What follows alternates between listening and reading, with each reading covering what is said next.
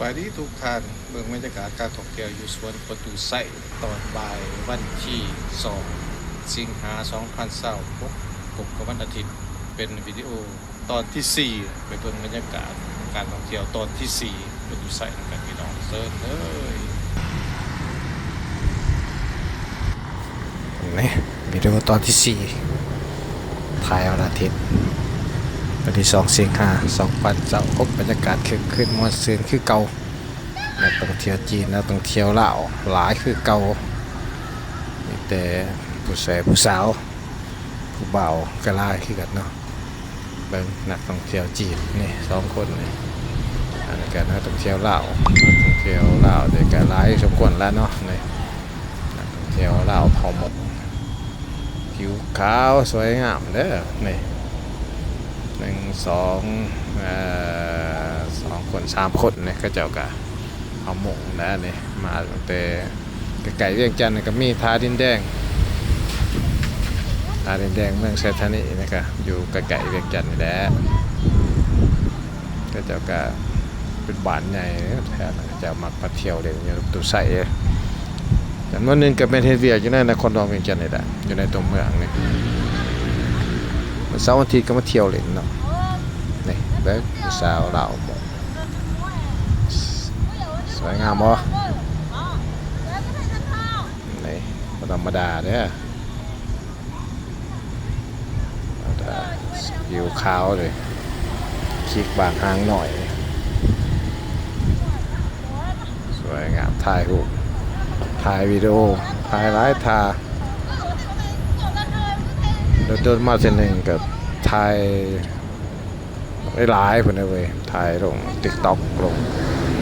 เพจลง YouTube ลง Facebook ตัวเองแหละไอ้หมูเบิงเองแน่เบิงความงามของตัวเองถ่ายไปเอาลงวิดีโอเอาลง Facebook ไปนี่มันเบิงโดนจนเฒ่าจนแก่ไปก็มาเบิ่งขึ้นก็ได้คันบ่เลิกทิ่มอันนี้แม่นจุดดีของ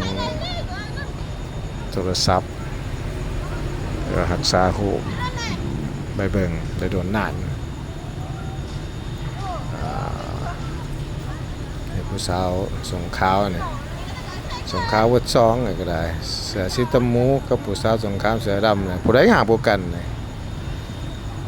ทุกทานเบิ่งนำกันมึงดูไรงามพวกกันวันนี้ก็ผู้ใดเอาได้น่าฮักดีเลิฟฟรีเด้ออันนี้มันสาวความหมอนี่ผู้น้อยๆใส่กับโปรงเคินๆติดเสื้อนี่ก็งามเพื่อกันผู้ใดว่าผู้ใดงามพวกกันเนาะงามเบิด3 คนเนาะอันนี้ก็สาวลาวคือกันนี่ก็ได้นั่งอยู่ตั้งหันแม่นสาวลาวคือกันนี่สาวลาวนี่ก็ได้นั่งอยู่ตั้งนี่อันนี้มันผู้บ่าวจีดนี่สาวลาวอยู่ไรนี่ก็ได้มื้อนี้โอ้ยหลายผู้สาวลาวหลายมานี่ทั้งผู้สาวลาวหลุมลาวหมกหลายมาเที่ยวเป็นวันอาทิตย์ดิวันอาทิตย์นี่จะ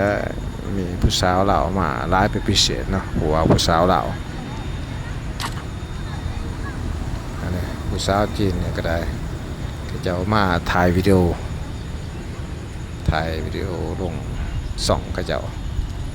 อาจจะเป็น2 YouTube เพจหรือว่า TikTok นี่แหละกลับมาเห็นสาวจีนนี่คือเก่า2 คนเลยใส่กระโปรงยาวสีฟ้าออกเขียวหน่อยหนึ่ง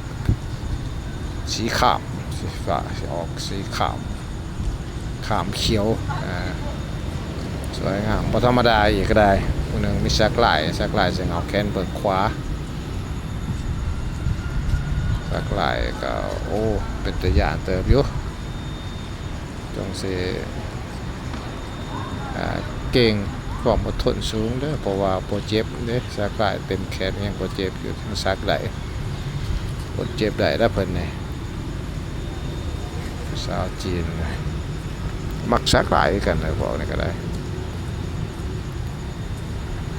ยังถ่ายด้นพวกนี้ถ่ายจะด้นนะครับถ่ายวิดีโอถ่ายหูถ่ายแบบเขาหันแล้วแต่ก็ได้ใส่ชุดกระโปรงยาวใส่หมวกใบสวยงามเนาะใส่หมวก